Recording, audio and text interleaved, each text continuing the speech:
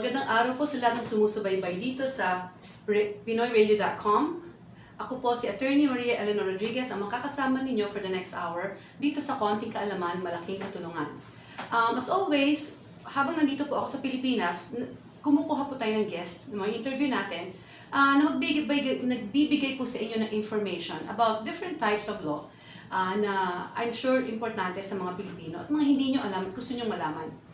The last time, if I'm not mistaken, I promised you na ang susunod nating guest will talk about tax law. And eto na po ngayon ang ating guest, and I will introduce her to you, and you will be amazed because she is a lawyer as well as a doctor, PhD, Dr. Virginia Jeannie Lim. She's from Baguio City. She's a practicing lawyer, a tax consultant, and an educator. And as an educator, she teaches at UST Law, San Sebastian College of Law, University of the East, Tarlac State University. She is also a book author. She wrote tax books and commercial law books, and she's a bar reviewer and MCLE lecturer. Doon ko po siya namin actually sa MCLE. That's a mandatory continuing legal education that every lawyer needs to finish at gawin para makapag-practice dito sa Philippines. And I can tell you, kaya ko po siya na-invite dito is because she is one of the best lecturers I've ever seen. Tax law for me is very boring.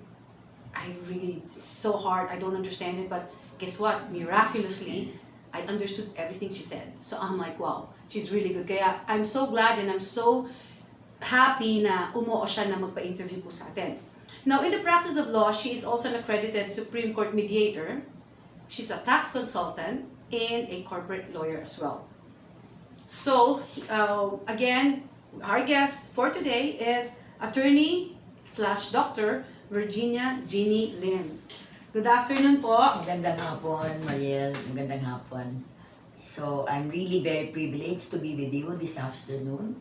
So, let us try to bring down taxation to the level, where everybody will enjoy it, will understand it, will know how to react to this very difficult subject. Kasi nagawa niyo po yun. When she was lecturing, usually sabi ko, oh my God, tax law, antokin ako nito. Actually, miraculously, hindi po. Talagang, and na-explain niyo po siya in layman's terms. Yes. Right? Yung talagang Yes. kahit hindi ka lawyer, maiintindihan mo talaga. Yes. So, attorney, ngayon po, ang importante, usually sa mga kababayan natin, wherever they are, yung sinasabi po nilang amnesty. Tax amnesty. Tax amnesty. Paki-explain mo po ngayon. Ang tax amnesty ay isang programa ng gobyerno that is introduced once in a while. Hindi po ito mainstay na araw-araw may tax amnesty program. If the government is in need of big money, then they will come up with that program. And this program calls upon all those taxpayers na hindi nakabayad ng tama, hindi nagbayad pero kulang-kulang ang tama, so that they will voluntarily come out and rectify all the errors that they have committed, and after paying lahat ng kasalanan nila sa tax, lahat ng kasalanan nila na hindi pagbabayad will be obliterated, will be pardoned and condoned. So, this year po, lahat po, hindi lang estate tax? Estate lang po, at saka okay. mga tax delinquencies. Okay. Halimbawa po, meron in-assess na kayo ng BIR, so meron ng findings ng BIR. Alam naman ninyo, pag ina-assess kayo ng BIR, maraming isinasama dyan. Sasama nila dyan ang surcharge, ang interest, ang other penalties, kung ano mga sinasama dyan. Pero pag mag-amnesty kayo ngayon, wala na lahat ng mga penalties na yan, at saka mababa lang ang tax. Tignan po natin yung estate tax. Sige, estate tax po tayo. Amnesty. Pag meron po tayong, ito pong amnesty na ito, available po ito doon sa mga pamilya na hindi nakabayad ng estate tax, at ang namatay na kamag-anak, meron iniwan na property. At ang property na yan, pag susumahin mo, minus all the expenses, meron natitirang more than 200,000 pesos. So kung ang natitira po after deducting all the allowable deductions is more than 200,000 pesos, meron pong babayaran na estate tax. Ngayon, marami tayong mga kababayan na may mga kamag-anak na namatay na, hindi na ayos ang estate tax. Pag hindi po nababayaran ng estate tax, hindi po pwedeng i-partition ang property. Kasi sa atin po, no estate tax payment, no partition, and that is absolute. Now, for our children to enjoy the property, we have to pay the estate tax para ang property mai-transfer sa pangalan nila. Ngayon, normally, ang estate tax, napakamahal po. Dahil, this is one of the highest tax imposable universally. Maski saan po kayo magpuntang bansa, mataas ang estate tax. Kasi this is one of the sources of government revenue na sigurado sila magkakapera. So, Example po, halimbawa, ang natirang after deducting everything else, 1 million pesos. Example lang, Opo. magkano babayaran nila dyan? 1 million pesos siguro meron mga babayaran na less than 20%, mga 8% lang. Wala pa amnesty dyan. Walang amnesty. Walang amnesty. So walang amnesty, less 20%. Oo. So pag may amnesty na, 6% lang. oh, laki nun na. Oo. Wala pang surcharge, walang interest, walang penalty sa amnesty. Pero itong amnesty ng ating President Duterte, 2 taon lang po. Hanggang next year lang po ito. Hanggang kailan po? Specifically what date? That will be up to May next 2021. Oh, lapit-lapit na yun, ha? So mag-amnesty na po tayo. So ano unang lang gagawin? Siyempre, kailangan nila mag-extrajudicial settlement. Yes. They have to prepare an extrajudicial settlement. So yung mga other heirs kailangan mag-sign ng waiver kasi kailangan isa lang magpa-file nung income estate tax return na yon. Tapos magbe-waiver po sila na hindi okay sila na mag-amnesty. Babayaran lang po 6%. Walang interest, walang surcharge. 6%. Regardless of the number of years unpaid. Wow. Pero hanggang kailan po? Kasi yung mga namatay last year, hindi. Hindi pwede. So, 2017 and prior years. Okay, so 2017 and prior Opo. years. Kahit 1960 pa. Opo. Kasi karamihan po, ganyan eh, Oo, di ba? 60s, 70s, Oo, mga hindi, yes. kasi hindi naman nila iniintindi, hindi Oo, nila pinapansin. Right. So ang amnesty lang ngayon na pwede nyo i-avail is yung estate taxes. Yeah. And, ano pa pa? Tax Mamaya natin delinquencies. yung tax delinquency. Oh. Sa estate taxes pa po tayo. Ano po bang nakikita nyo mga complications pagdating sa Ang estate tax? complication sa estate tax ganito. Halimbawa namatay si Lolo. Meron sila mga property. So, yung mga property ni Lolo, ililipat doon sa mga anak. Tapos yung mga anak, halimbawa, yun ang mga magulang natin, namatay na rin. So, from the magulang now, ililipat din sa mga anak. So, that will be 2 transfer, di ba? From the Lolo to the children to the grandchildren. So, dalawang estate tax ang babayaran yan. Isang 6% from the Lolo to the anak, and the anak to the grandchildren, another 6%. Per transfer po, per layer, 6% po yun. Opo. So, Maganda po na mag-amnesty na po tayo.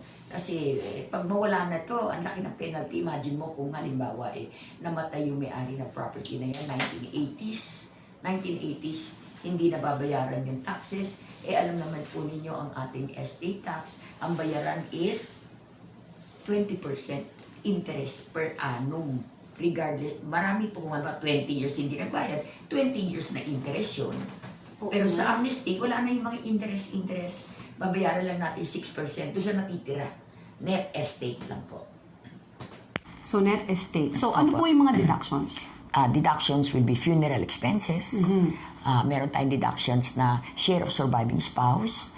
Meron tayong deduction na standard deduction, which does not need any document, any supporting papers. You can just deduct automatically 1 million pesos from the gross estate. And then yung mga utang na hindi nabayaran nung namatay, na nakamatayan na niya, deductible din po yan. Yung mga pautang niya na hindi niya na nasingil nung buhay pa siya, deductible din. Yung mga sanla-sanla ng mga properties niya, unpaid mortgage indebtedness, deductible din po yun. Tapos yung halimbawa meron iniwan na last testament o will, yung namatay, lahat ng gasto sa pag-provate ng will na yan, deductible po lahat yan. Losses, halimbawa po, ang namatay may iniwan na isang bakery, tapos within 6 months from death, nasunog yung bakery. So yung loss na yun, deductible loss din yun. Tapos during the time, at the time of his death, meron ba siya mga taxes na hindi nabayaran? Deductible din po yun. At saka family home, deductible din po. Medical expenses incurred 1 year prior to death. Yung mga, halimbawa po, yung namatay 1 year prior to death, in and out sa hospital, maraming hospital bills, maraming medical expenses. Lahat po yan deductible. Marami po deductible. So, madami. Meron po bang, yung share, binanggit niyo po yung share ng spouse. Ano po yun? Kalahati po nung matitira after deducting all the items, kalahati po nun sa share po ng surviving spouse, hindi po yun taxable. So, ang itatax lang, kalahati lang. Okay. Kasi ang mangyayari niyan, so may isang, yung property, halimbawa, yung bahay, na hindi family home, kasi family home, except, diba? Sabi niyo. So, kung yung bahay mo, namatay siya, may bahay sila, kalahati nun, mapupunta sa asawa. Right? So, ngayon, ang sinasabi niyo po ba, yung part na yon hindi taxable? Hindi taxable kasi kay misis yun, kung si husband na namatay. So, kasi estate niya lang. So kahit sabihin niyo pang yung estate niya, syempre, is, paano yung, kasi, okay, I understand now. Kasi sinasabi niyo yung, pero, syempre, si wife, nagmana rin right? So, pero yung part na minana niya, syempre, pasok yun doon sa tax. Okay. Kasi dalawang part po yun, right? So, mag-asawa kayo, pag namatay ang asawa, ang kalahati sa asawa, hindi kasama yun kasi buhay siya. Buhay siya. Pero, being the wife of or the spouse of the deceased, yung mamanahin niya dun sa deceased, pasok yun. Tataksan yun. Tataksan. Kasi may makukuha pa rin siya doon. Yes. Right? So, in other words, sa estate na namatay, yung parte ni nung asawa niya, kasama sa tax amnesty, na itatax na pwede exempt. Yes, right? yes. Okay. So, para hindi, medyo nalito nga ako. So, pero pagdating naman, so syempre, pag wala naman kayong mga asawa, for example, wala kayong anak, ang magmamana either sino heirs nyo, kung sino natira yung heirs. So, lahat po sila, syempre, gagawa sila ng extrajudicial settlement. When you say magwe-waive, so, halimbawa po, may namatay na isang magulang, last parent, halimbawa, meron siyang 4 na anak. So, ang mag-aasikaso lang ng kanyang amnesty, isa lang sa kanila. Siya ang mag-aasikaso. So, yung iba, bibigyan siya ng kapangyarihan to attend to the amnesty. No? Kasi hindi pwedeng, ang dami-dami nakapangalan Isa lang ang mag-a-apply. Okay. So, yung mga iba, i-waive muna nila yung karapatan nila. Tapos, pag ready na to transfer, kasi nabayaran na yung amnesty tax na 6% lang, walang interest, walang surcharge, pag nabayaran na yon, pwede na nilang paghati-hatian according to the extrajudicial settlement. So, waiver ang kailangan, hindi special power of attorney? Waiver Talaga. I-waive nila so, ang laman ng waiver na yan is saying that we are the heirs of so-and-so. We are waiving na to complain sometime in the future kung panabayaran na ito, tapos may hahabulin pa later on. Wala na yon, sarado na yon. So when it comes to lang, so yung waiver, kasi baka sabihin niya, ba't ko may waiver right ko to the estate? Hindi waiver of right to the estate. No. It's not. Okay. A waiver niyo po is, you're waiving your right to complain, or so siguro you're waiving your right na asikasuhin yung to further run after the property if ever it is going to be. Kasi pag nabayaran na estate tax, pwede nang i-distribute pwede na ma-distribute. So, i-distribute nyo na yan according to what is stated in the extrajudicial settlement. So, pumayag kayo doon sa extrajudicial settlement. Nagpirmahan kayo doon. So, wala nang complaint after that. Yun ang sinasabi na. So, pero nagawa nyo na yung extrajudicial settlement. So, unang-una, gagawin yung extrajudicial settlement ninyo. Pag napirmahan ninyo, there's a certain period when you have to pay for the estate tax po, di ba? Yes. And how long is that? You can pay your estate tax up to next year, 2021. Okay. Tapos, pag lumampas kayo sa 2021 yung May, hindi na kasama sa amnesty. Wala nang amnesty, sarado na. Magbabayad na kayo sa regular with all the penalties, with all the interest na. If you did not pay the tax for the last 20 years, you pay interest for that 20-year period. Yeah, so kailangan bilisan natin. Bilisan natin. Kasi we have 1 year. 2 years for amnesty, estate amnesty. Estate amnesty is 2 years. And this is started last 2018. 19. 19. 19. Last tama. year. 20 pala tayo. Okay. 2019. So bilis-bilisan nyo na po. Ngayon, alam ko may mga tatanong sa inyo, kailangan ba namin abogado natural? Kung hindi nyo naiintindihan ang ginagawa nyo, magandang kumuha kayo ng abogado na magpe-prepare ng extrajudicial settlement ninyo if you don't know what to do. Lalo na, kasi po nga, di ba, I have told you, I'm from Canada. Yung mga Canadians po din, may mga, I'm sure may mga tao po sa Canada na may mga naiwan ditong properties na mga minana pa nila sa mga ninuno nila or sa magulang nila, sa lola nila. I'm telling you, gawin nyo na po. So, if I were you, spend time to at least come home or kasi ang mangyayari po niyan, pag nag-extrajudicial settlement sila and they're not here. So, pwede naman silang gumawa sa Canada ng document, kaso, alam niyo yung nire-red ribbon, tawag namin red ribbon, kasi dadaan ka sa embassy, etc., papadala niyo dito. Yes. Right? So, bali, kasama na doon, isama niyo na yung waiver. Yeah, the extrajudicial settlement. And then, yung waiver nando sa kasama sa EJS. Padala nyo dito sa kamag-anak nyo na nandito para sila yung mag-asikaso. Ngayon, dun sa mga walang kamag-anak dito, wala talaga kayong lusot. Umuwi na kayo.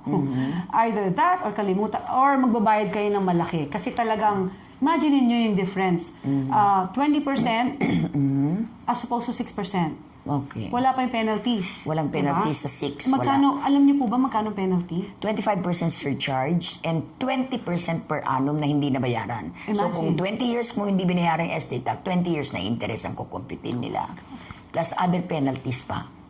Yeah, so malaki talagang mawawala sa inyo. Pag binenta niyo yung lupa niyo, pambayad na lang ng tax. Baka kulangin pa. 'Di ba? So umpisahan na po natin 'yon.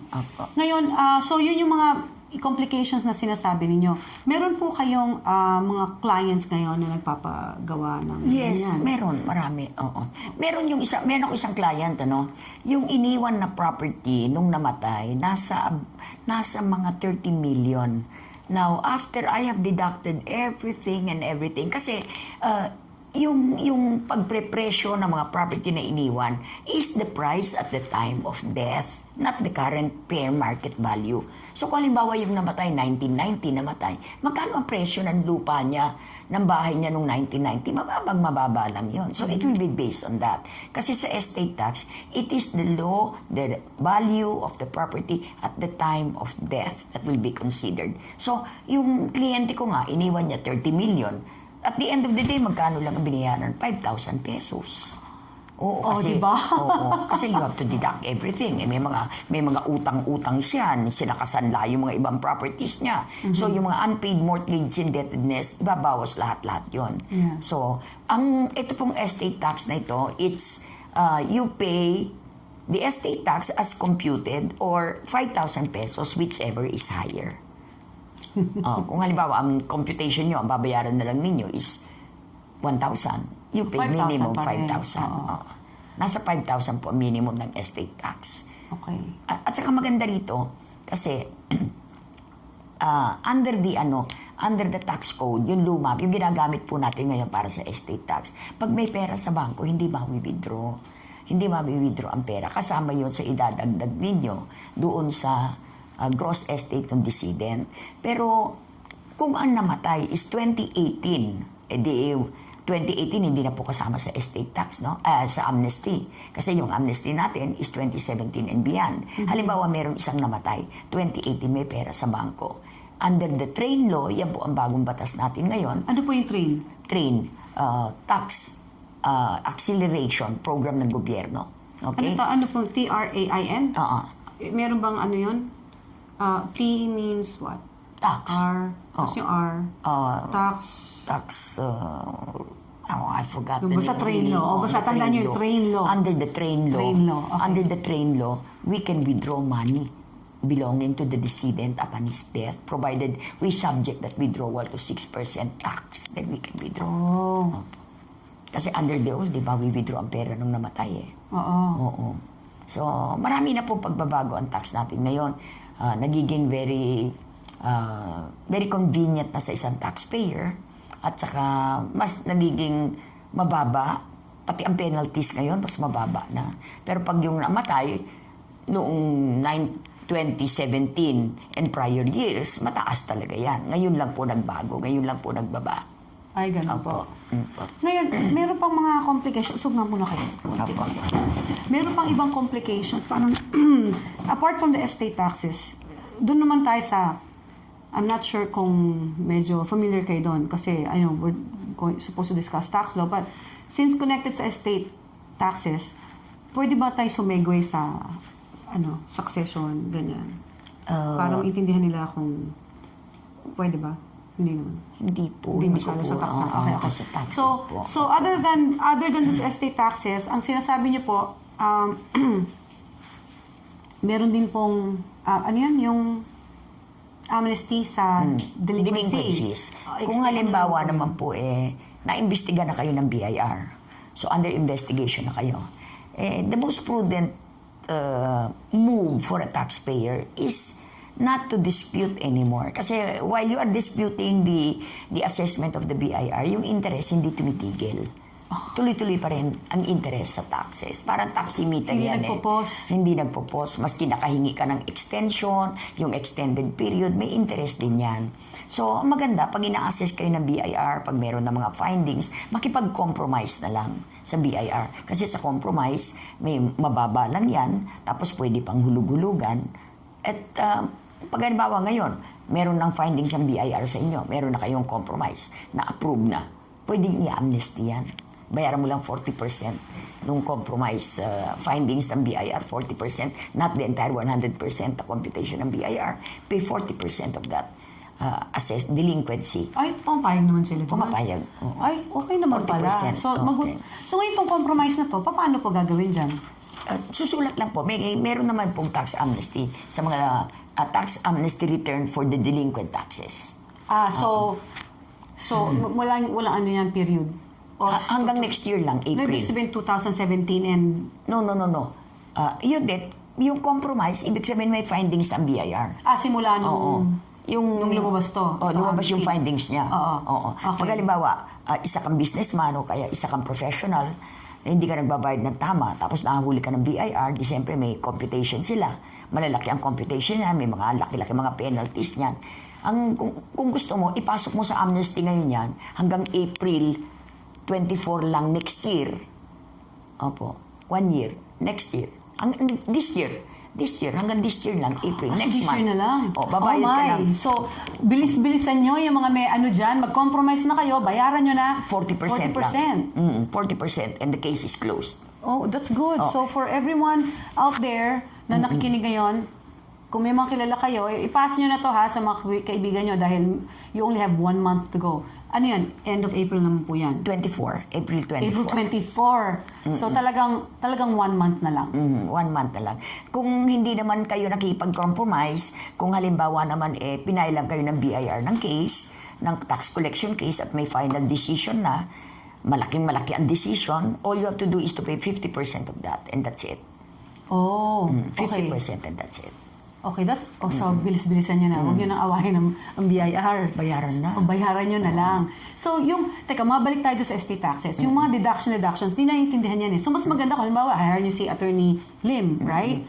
Ginagawa nyo rin po yun, di ba? Opo. So, kayo po yung mag-aayos ng papers nila. Yes. Ano kailangan nila ibigay sa inyo? Yung death certificate, marriage contract, TIN number nung namatay, TIN number ng mga anak na magmamana, sino ang mga magmamana, sino ang mga heirs.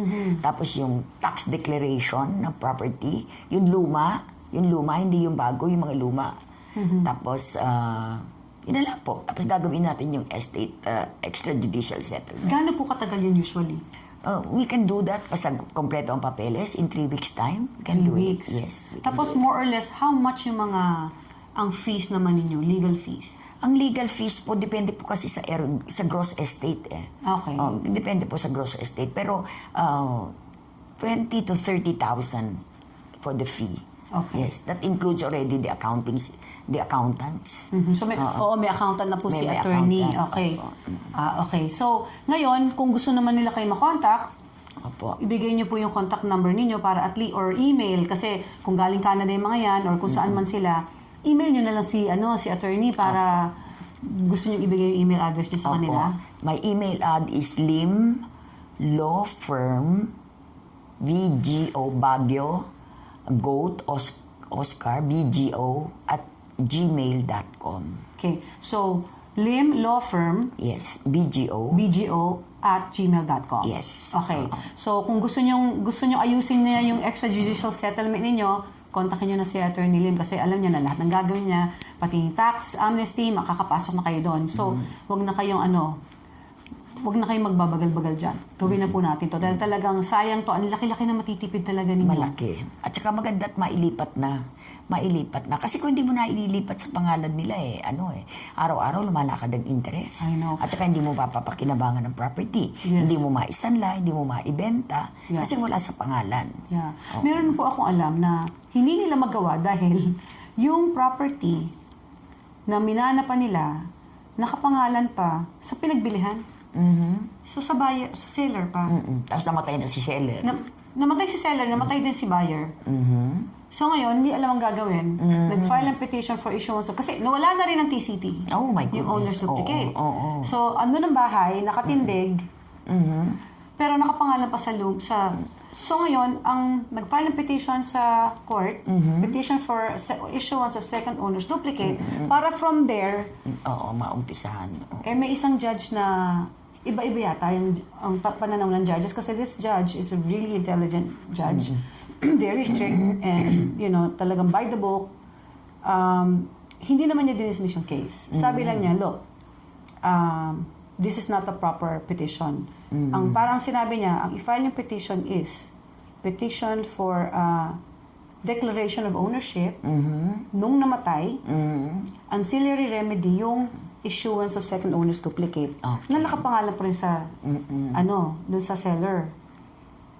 So, imagine that, di ba? So pagdating doon, magiging parang baka, although ang sabi naman ng clerk, OCC, LRC case pa rin daw po yun. Pero di ba kapag nagpa-declare ka as owner, di ba parang adversarial na yun dahil lalo na nasa pangalan pa nung seller So masalimuot talaga. Marami pong ganyan na bumibili sila ng property tapos hindi nila tinatransfer agad kasi ayaw nila bayaran yung capital gains tax. Yan ang iniiwasan nila. So, bumibili sila, hawak lang nila yung dokumento, hindi nila nililipat sa pangalan nila. Kaya pala siguro. Oo, ayaw nila bayaran yung tax. Kasi pag nagbebenta po tayo ng mga properties, meron po tayong babayaran na tax. Ang nagbabayad po ng tax, ang seller. Yung seller naman, di ba? Bakit kaya hindi na ilipat? Baka hindi binayaran ng seller. Ay, patay. Kinuha yung pera, hindi niya binayaran. Tapos ito naman, buyer, hawak-hawak lang nila yung papeles. Akala nila naasikaso ng seller. Pala, nakamatayan na ng seller, hindi nailipat. Ngayon pa, paano gagawin ngayon? Pwede ba i-amnesty yan? Pwede pa rin. Pwede pa rin i-amnesty. Basta kumpleto lahat yung dokumento na yung pagbibili. So, ang gagawin natin, babayaran muna natin yung capital gains tax. Yan, hindi na ina-amnesty yan. Talaga maraming penalty dyan. Okay. Tapos pag ma-transfer na sa mga anak, doon na agad tayo mag-amnesty. 6% na lang doon sa dulo. Kahit wala pa sa pangalan ng... Yun ang masakit eh. Kung Pag nasa pangalan pa ng seller. Kasi pag nag-capital gains tax na tayo, mata-transfer na doon sa buyer, di ba? Kaso nga, paano yun? Wala yung TCT nga eh. Basta may deed of sale. Yes. So yung deed of sale, pwede na nilang kahit nung kanununuan yung deed of sale kasi medyo malabo-labo na eh. Yes. So dadalhin lang yun dun sa... Gagawin lang natin. So based on the deed of sale, bayaran ng capital gains tax. Yes, doc stamp. Tapos maipasok na sa amnesty yun? Hindi. Ay, hindi. Walang amnesty ang capital gains tax. Ay, hindi. I mean, after nun, yung estate tax. No, pag nabayaran na yung capital gains tax tsaka yung doc stamp, di malilipat na sa pangalan ng buyer. Ngayon, buyer, ililipat na niya ngayon doon sa mga anak niya. I-amnesty na yan. Kung patay nga po yung buyer. Kaya nga i-amnesty kasi estate na from the buyer. So pwede na yun? Yes. Okay. Yes. Oo. So mag-usap tayo mamaya. Okay. Di ba may natututunan tayo po marami. Ba't hindi ako makapagsalita ngayong araw na to? I don't know. But anyway, so ayun. So may remedy naman po pala. Talaga naman pag alam nyo, ito nakikita nyo na po. Pag may abogado kang kausap, ang dami-dami po nating pwedeng i-remedy sa mga bagay-bagay. We just have to speak to the right person. Kasi hindi naman po lahat ng lawyers alam lahat. Yung sinasabi ko sa iba Pag may nakita ko yung lawyer, sinabi niya lahat alam niya, huwag kayo maniwala doon. Kanya-kanya po kami linya. Kanya-kanya po. Yes. Parang doktor po yan, kanya-kanyang linya. Ngayon, meron general practitioner. Sila naman po, even though general practitioner sila, hindi naman nila pwede sabihin alam nila lahat talaga. There's no person who knows everything. At the back, there is still somebody na itatap niya to help him out. Exactly. So what usually we do is ganyan. We collaborate with each other, di ba? Pag, may kliyente ko ito kasi hindi ko to alam, ganon. Or colleague mo, ganyan. Ganon po kami, tulungan, di ba? So, kaya ang sasabi ko na pag sinabi na may lawyer daw, alam niya lahat. Really na? Parang, talaga, talino diba? Kasi mahirap yun, Pero yun, so eto, alam niyo, I'm really, really happy na you found time na magpa-interview sa akin. Kasi talagang noon ko pa talaga gusto kayong i-guest. Dahil nga, noong palang, December po kayo sa MCLE. Yes. Doon ko siya nakita. Kasi umattend nga ako MCLE sa Pearl Hotel, Manila. And that was like a week, 6 days ba yun? Parang 5 days, parang ganon. And sinasabi ko nga kay Attorney Lim na isa siya sa mga, medyo sabi ko, oh my God, tax law. Mukhang aantokin ako dito. But wow, talaga, nagulat ako hindi. Kasi ang dami talaga yung sinabi. And kita nyo naman po, ang pag-explain niya po, napakalinaw, maiintindihan nyo kahit hindi kayo abogado, di ba? Yun yung importante sa lecturer. Kaya naman pala kay lecturer, reviewer kayo, di ba? Opo, reviewer so, sa yung bar. mga nagre-review sa bar, Diyos ko naman, pag kayo bumagsak sa tax law, ewan ko na pag siyang lecturer nyo, reviewer nyo, I'm sure maintindihan nyo lahat. Kasi ang linaw-linaw nyo po mag-explain. Salamat Ngayon, po. Meron pa po ba kayong ibang mga case na pwede nyo i-share sa atin na encounter nyo as... Yung dual citizenship law po. Yan. Kailangan natin yan. Marami po mga Pilipino na lumalabas ng ating bansa because of necessity, because of convenience, nag-adapt sila ng foreign citizenship nila. Siyempre, kung nasa ibang bansa kayo, nag-adapt kayo ng foreign citizenship ninyo, hindi na kayo Pilipino kasi iba ng passport ninyo, wala na kayong Philippine passport. Katulad ko. Ngayon, pag uwi po kayo dito sa Pilipinas, you will be treated like a foreigner. You have to get visa to come in. You have to pay for your alien registration certificate. Pag ang mga anak ninyo gusto niyo dito mag-aral at mas mura dito, ang mga bata will be considered as foreign students. So every semester nakapila yan doon sa Bureau of Immigration para sa kanilang mga study permit. Ang ma-hassle po masyado. Mag-apply kayo ng dual citizenship ninyo. $25 lang po yan.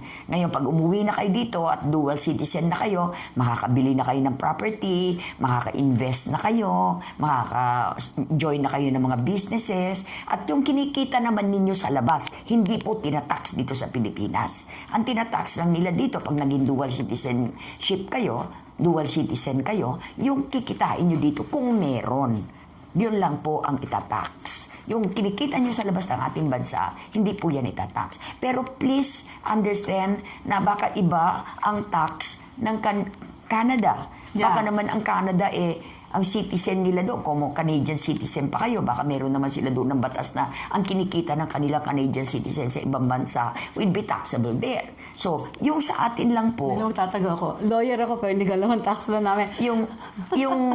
Yung kikitain po ninyo, halimbawa, dual citizen na kayo. Okay, halimbawa ako, dual citizen ako. Okay.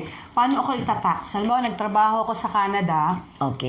Yung kita mo doon, hindi tinatax dito. Okay. So, yung kikitain ko sa Canada, hindi walang pakialam ang Philippines doon. Yes. Okay. Pero tapos kung halimbawa may kita ka naman dito, siguro yung Canadian government would like to tax that. And then we have no control of that. Oo. But as far as your income here, it's not taxable. Alam nyo, and don't quote me on this, Oh, by the way, nakalimutan ko. From the very beginning, I should have said this. Kami po, mga lawyers dito, like I said, si attorney, doktor pa. May mga medical problems mo ba kayo? Hindi, joke. Pero, kung ano man po ang madidinig nyo dito sa program na to, hindi po to legal advice, okay? We're just giving you information. Yes. Na alam po namin, as lawyers, na makakatulong po sa inyo kung gusto lang nyong malaman. But hindi po advisable na sabihin ninyo, and I always say this, na pupunta kayo sa korte, alam ko ng batas kasi nadinig ko sa Konting, Kaalaman, Malaking, Katulungan. Konting kaalaman nga lang po, di ba? Konti. So, anything we say here, pwede nyo pong pagpulutan ng information. Right? Yes. Pero, pag meron na po kayong case sa court or may gusto kayong gawin, you have to hire a lawyer. Like we said, pagdating po sa extrajudicial settlement at pagfa-file ng amnesty, kailangan nyo pa rin po ng abogado. Right? You cannot just base it on what we said. Pero at least, alam nyo na kung anong steps na gagawin ninyo, di ba? Somehow, may alam kayo na ito pala ang batas according to these lawyers. But like I said, please do not take this as legal advice. Hindi po. Yes, Tumutulong na po kami para kahit paano may maintindihan po kayo sa tax law ng Philippines. Para so, may yun lang idea po. kayo. Para may idea lang po kayo. And like I said, ngayon po, if you want to go further and gusto niyo pong i-hire services ni Attorney Lim, andito po siya, nabigay na po namin ang email address niya. Pero you cannot say, oh, alam ko na gagawin ko, sinabi ni Attorney Lim ganito. Tapos biglang mali kayo. And then you'll say, sabi ni Attorney Lim, no, hindi po. Tsaka, kahit po minsan po may mga case kasi kaming sinasabi dito, iba-iba po ang cases eh. Minsan, iba yung facts, iba-iba yung circumstances. Hindi po talaga pwedeng ilagay, kung hindi nyo pwedeng i-apply kung ano nadiding nyo dito, automatically sa sitwasyon ninyo. Right? So, minsan kasi iba-iba yung sitwasyon ng bawat tao. So, like I said, kapupulutan lang po ito ng information, this is not legal advice. Okay? Yes. Yun lang po. Para lang malinaw tayo. Ay, sorry, nakat ko kayo. Nasaan na nga po ba kayo? Dun sa dual citizen. So, ang mga, from what I understand, ang Canadian tax law, kahit nasan ka, itatax ka, hindi joke. Hindi ko alam, sana hindi. Pero parang yun yata ang napag-aralan ko eh. Dun sa, isasama nila kung nasan ka man. Pero, if I'm not mistaken, again, yun po eh, worldwide ang taxation ng Canada. Wherever you are, you're taxed. But, kung maipapakita mo na yung kinita mo sa Philippines, tinax ng Philippine government, ibabawas nila yon. Yes. I think that's what it is. Yes. Ganon, parang deductible yun. Hindi yun kasama. Right. Kasi di ba, napaka-unfair naman. Yaman-yaman ng Canada, tapos kukunan ka pa twice. And alam niyo po, ang taas-taas po ng tax namin doon. Yes, I understand. Di ba? Grabe. Even when you buy things, ang bawat bilin mo may tax po na 13%. Imagine that. At taas kaya na minsan nabibili ka, wala pa 100, pag bayad mo, ba't naging 122? Ang taas sa bigla, di ba? Kasi iba, ang lakas ng tax talaga doon. And that's why may healthcare naman kami. Yes. Right? Yun yung na-offset naman kasi kahit anong mangyari sa yung sakit, libre ka. Kasi yun ang binabayaran ng tax namin, di ba? That's right. Yun lang. So, I think that's what it is. So, for the Canadians, tanungin nyo pa rin yung mga tax lawyers dun sa Canada. But, from what I understand, it's worldwide. Parang ang tax nila, taxation nila is, kahit saan ka kumita, itatax nila. But, if you can prove na tinax na ibang bansa yung pera mo, bawas yun. Diba? Hindi, pag halimbawa, tinax ng Canada yung kinikita mo dito sa Pilipinas. Kasi meron kang business dito. Kung ano man yung tinatax ng Philippine government sa'yo, deductible. Oo, deductible. Di ba? Deductible hindi kasama dito. yun. Basta tinax ka na dito. Oo, yun ang tinatawag natin na tax credit. Oo. Yung tax na binabayaran mo dito, pambabawas mo naman sa tax na babayaran mo doon. Para hindi naman double taxation. So, ganun siya. Okay. So, dapat nag-a-apply tayo ng dual citizenship. Kasi maganda eh. Maganda. Gusto nyo mag-retire dito? Masarap ang buhay dito. Di ba? Actually, alam nyo, ako, dumating October. Andito pa rin ako, di ba? Masarap ang buhay dito. Meron tayong oras magkipagkwentuhan. Ako may kapatid ako dyan sa Canada. Batiin Nasa niyo. Alberta. Hi, Len! Makikita nyo to, i-share nyo sa kanya. Ano pa nga? yeah.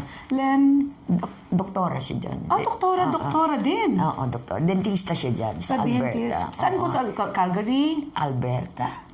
Oo, tapos Alberta kasi is the province. Yeah. Edmonton, something. Sa Edmonton? Yes. Somewhere there. Oh, Yeah. I've never been. You've never Kasi been there. alam mo sa Canada, ang mahal ng pamasahe within. Oo. So, from Toronto, lilipad ka ng Alberta, mga $500 at Really? least. Yeah. Wow. Pero nakakakuha ko ng plane ticket from Niagara, from the Buffalo, malapit kasi sa Niagara Falls, okay, to LA, $250 round trip. So, di ba, parang, doon na lang ako sa LA pupunta. ang init doon, sa Alberta, ginaw-ginaw. Have you been? No, I haven't been there. Kailangan na po kailangan I niyo think na I'll visit her one of these days. Kailangan niyo bisitahin kasi pero wag niyo tapat sa winter. Sa winter, no? Talagang malamig, ano? Pero sa amin, pag summer talaga. Summer Mainit talaga. din talaga. Really? Oh, yeah. Oo, maganda lang. Sinasabi ko rin dito sa Philippines. Dito talaga, alam nyo, tumayo lang kayo, sauna. Tagaktak pawis. So, gumalaw ka, ang dami mo ng calories na na-burn.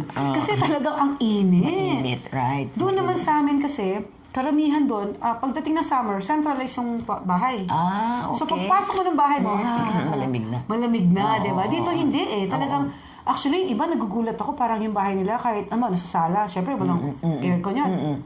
Hindi sila pinagpapawisan. Ako, okay lang kayo. Iba, Sanay na, naka-sweater pa yung iba. Yes. Ay, ko, Diyos ko. But anyway, so yun.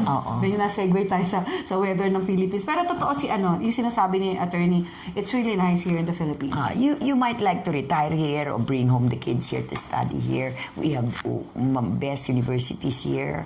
Okay, we have kilalang mga colleges, universities dito. Mura. Mura mag-aral dito. Oo naman. Pero kailangan mag-dual citizenship ka. Yeah. Mag-dual citizen ka kasi pag hindi ka nag-dual citizen at pinag-aral mo yung mga bata dito, may mandatory kang babayaran sa university as a foreign student. Oh. You have to pay $2,000 for that. Dollars talaga. Yes, dollars. Oh my God. Oh. So apply ka ng Dual citizen. Tangay mo na. 18 years old and below. Dual citizen na rin automatic yung mga bata. So, ibig mo sabihin, 18 years and below. So, pag matanda na, silang dapat Magna-naturalize na sila. So yung sinabi niya ng dual citizen. So, ang taxation natin doon is, basta dito mo kinita, babayaran mo yun. Yung tax mo. Ngayon, Yung kita mo sa labas, walang tax. wala silang pakialam doon. Walang Paano pakialam. yung mga artista? Paano tinatax sa mga artista? Ano yung ano ba yun? Withholding Self-taxation? tax sila. Kung sino man yung magbabayad sa kanila, babawasan na agad ng 10% yung fees nila. Talaga? Paano yung mga agent? Kung ano agency? Ganun din. Babawasan nila. Sa bawas na yun? Bawas na yun. Net na yun na ibibigay sa kanila. Neto na. Paano kung hindi binayaran? Di huliin yung agency. Hindi mo naman mahuhuli. Uuwi na yun. Yung artista, uuwi na, alis na. Diba? Kung dual citizen nga eh. Halimbawa. Halimbawa, dual citizen siya, right? So, Filipino na siya. Tapos, maarte-arte siya dito, actor siya dito. Paano taxation niya? Self-tax? You have to file? Yeah, you have to file. If they withhold taxes from the fee that you're receiving, then you don't have to file anymore. Pero if they're not, you have to. Okay, so as a dual citizen, kailan ang filing ng taxes? April 15 every year. So, itong April 15 is for the year 2019. which is, anong po nagsistart ang tax year at nag-end? January 1st to December 31. So your okay. income During last that year, time, you pay it on or before April this year. So, kung halimbawa, nag-citizen ka lang this year, kumita ka last year, hindi ka pa Sali ka. magpa-file. Kung Hindi ka pa citizen. Kung di ka citizen, yung withholding tax mo, baka nandun na. Withhold na nila from your fees. Litong mundo ko. Okay. So, from your fees. Okay. Pero kung hindi nila withhold, You have to. bahala You na have to siya. file. Kahit hindi ka citizen. Oo, you have to file. At saka mas malaki ang tax mo pag hindi ka citizen. Paano yun? Oo. Magkano alam niyo ba kung magkano ang tax nila? 25% from whatever you earn. Halimbawa, 1,000 lang kinita mo. 25%. No deduction whatsoever because you're a foreigner. And you have not stayed here for more than 6 months. Halimbawa. So, but may difference ba pag you've stayed here for more than 6 months? Yes, you pay a lesser tax. So, nadinig niyo yun. Kung foreigner po, if you're a foreigner and then you worked here, and you stayed here for more than 6 months, less than 6 months, you pay higher taxes. which is 25%. Of whatever you earn. No deduction. But if you stayed here for more than 6 months, then your rate will range between 20% to 35% with all the deductions. Deductions means your expenses are deductible. Pero kung pero less than 6 months, 25% no walang deduction. deduction. Walang Okay. deduction. Okay, so yun yung mga foreigners talaga. Ngayon, pagdating sa dual citizen, kalimutan na nga dual. Basta dual ka na, citizen ka na, right? So kung citizen ka na, you have to file taxes between January 1st to December 31st the next year. Until April 25. April 15. April 15. April 15. Yun ang bayaran ng income tax dito sa Pilipinas. Okay, so April 15. So anong gagawin ng citizen? Pupunta siya sa BIR. Punta ka lang doon, sabihin mo, ito kinita ko. Meron form. You have to fill up the form and then you have to compute and then you go to the bank to pay. We don't pay our taxes to the BIR. Okay. We pay our taxes to the banks. Wala bang online forms? Meron. Online forms. May online forms naman pala may BIR. online forms. So punta kayo sa BIR website. So Google nyo na lang kung ano. Income tax or estate tax, whatever. Or BIR, basta BIR, income tax, filing, ganun. Mga forms. Lalabas doon the different forms. Okay. Tapos land bank ang bayaran? Any bank. Any bank siya. Any bank. Okay. So any bank, you can go there and pay your taxes. Not rural banks, basta accredited Gaya banks, ng BDO, commercial PNB, banks. Yes, ganyan. yes. Okay. Oo. Okay. So yun yun yung mga dual citizens, ganyan ang gagawin nyo. Ngayon, alam ko may mga nagtatanong kasing Canadian sa akin, paano yung mga Canadian and so na-explain na po ni attorney na kung kung kinita nyo dito, kahit ano pang citizenship nyo, bayad ka dito. Ang kinita nyo sa ibang bansa, walang pakialam ang Pilipinas doon. Yes. So anything you earned here lang. Okay, now for the foreigners, like I said, pag nagdito kayo kumita, bayad kayo, less than 6 months, 25%. Yes. Nakadirect ito, more than 6 months kayo dito, between 20 and 35% Yes. with deductibles. Okay. Yes, So ngayon, yung mga deductibles po na ba yan na makikita nila sa website din ng BIR? Yes, yes. Okay. So anything you want to know about your taxes, deductibles, etc., go to the website of BIR. Alam nyo na i-google yan. Kaya nyo na yan. Ngayon, yung mga OFW naman, paano sila tinatax? OFW are exempt from tax. Overseas contract worker and seamen, they do not pay income tax to the Philippine government on all income earned abroad. Oh, wow. Pero pag if they have income here, halimbawa meron si OFW, nakaipon ng pera sa abroad, tapos umuwi, nagpagawa ng 2-door apartment niya, so pinapaupa niya, tapos balik ulit doon sa trabaho niya, yung kita niya dito sa apartment, yun lang ang taxable. Hindi taxable ang kita ng OFW sa labas. Talaga? Yes. So, ang dami nila maipon. I think that's the idea, right? Kasi tax there already. So, our So, paano government... po yung mga seaman? Sino magtataksa lang? Nasa dagat sila. Yung mga employer nila, nagbabayad ng tax. So meron sila na, kumbaga, ang employer nila, based in kung anumang bansa, Oo. sila magbabayad doon. Babayad sila. Pero yung mga seaman, pag uwi, wala silang tax Wala na na. binabayaran. Okay. Exempt sila. Kasi may pamangkin ako, si Lance De Luna, shout out. Ano siya, nasa barko siya ngayon eh. So hindi okay. siya magbabayad. No. So, overseas contract worker and seamen are exempt from Philippine income tax. Okay. We do not care whether you left abroad legitimately or tago-tago or direct hiring ng mga kaibigan, mga pinakilala dyan, hindi ka dumaan sa POEA. Nag-asawa ka dyan. Oo. Basta pag meron kang income abroad at nagtatrabaho ka sa abroad, hindi taxable dito yan. Okay.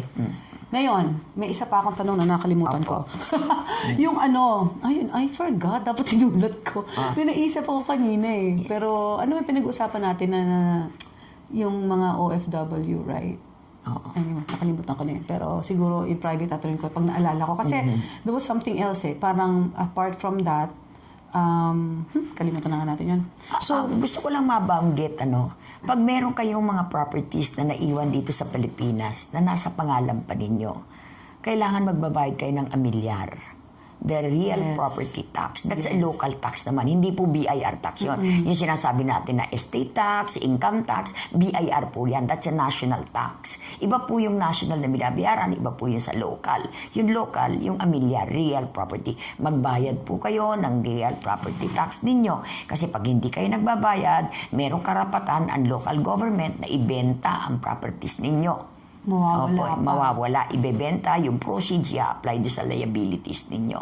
Magbabayad po ng real property tax. Ang bayaran po ng real property tax every year is on or before January 20. Bayad po. Condo, bumili kayo ng condo, may real property tax po ang condo. Meron kayong vacant lot, may real property tax po ang vacant lot. House and lot, maski po hinuhulugan pa lang ninyo, magbabayad na po ng amilyar sa local government. Halimbawa po, umuwi kayo ng Pilipinas, bumili kayo ng condo, hulugan. For immediately, when you are already given the authority, the privilege to enter the condo, liable na po kayo ng real property tax nyo. Magbabayad na po kayo. Maski hinuhulugan pa lang yung condo, magbabayad na po kayo. Naalala ko na yung tatanong ko sa inyo. Ano po ang taxable? Kasi sa Canada, kung ang kinikita mo is not more than 10,000, you're not taxable. Dito sa Pilipinas, 250,000 and below, not taxable. So, hindi ka magpa-file? No, you don't file because your employer files for you.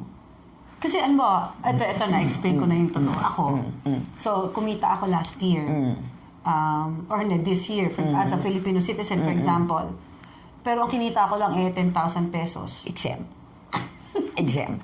So 250 po ang threshold natin. 250,000 a year. So if you are not making 250,000 a year, you don't have to file your taxes? No, you're exempt. Ngumiti eh. Natuwa. Oo. Tapos Oh, yung okay. pera tinatanggap mo, that is not also subject to withholding tax. So your employer is not allowed to withhold taxes from that money. Because it is 250 and below. Kasi ang mahirap kasi yung pinag-usapan natin yung talaga employed. What about self-employed people? They have to pay. Oh, so kung halimbawa self-employed ka, meron ba silang ganyan? Merong 250 rin. 250 pa rin. Okay. So kung mga self-employed, like actors, right? Yung mga actors po na halimbawa self-employed, hindi ba self-employed yung mga yun? Yes, self-employed. Okay. So self-employed yung mga actors. So when they make 100,000 a year, then they're good. They don't have to pay. They don't pay income tax, but they have to pay business taxes. Because if you're an actor, you're selling your services. And when you are selling, you pay business taxes. Okay. Kung talent ka lang. You pay. So, dalawa po ang babayaran nyo. Kung ba self-employed kayo, meron kayong sari-sari store, you are selling services, you're, like let's say, you're an actor, o kaya you are an accountant, you are a lawyer, so you're selling your services. So, iba lang po yung income tax, iba lang po yung business taxes. Okay, so in other words, you are not self-employed as an actor, you are a businessman. Ganun ba yun? Dito. Selling services, yes. Oo. So, meron pa tayong 10 minutes, di ba? Kasi 15 minutes lang yan. Diba? So, you're selling your services, so you're a businessman. Yes. Okay. Kasi alam nyo, ito sinasabi nila, may, kailang ikwento, merong, ayaw papasukin dun sa isang location ng isang shoot. Kasi daw, hindi daw siya pwedeng mag-park doon kasi ang nagpa-park lang daw doon mga artista. So sabi niya, artista ako hindi po talent lang kayo. So ano, hindi ba yun businessman yung talent? Businessman pa rin. Selling services. Selling services. Kala ko lulusot na eh. Selling services. Oo, yun, tama. O sige, so mga artista dyan, ang mga kilala ko, sino ba? Sino Gerald Madrid. Alam ko na, extra sa tax niya eh. Sina yung mga yan, yung mga tao dyan. So mga artista, mag-file na kayo. So April 25 lahat. Yeah, April 15. April 15, sorry.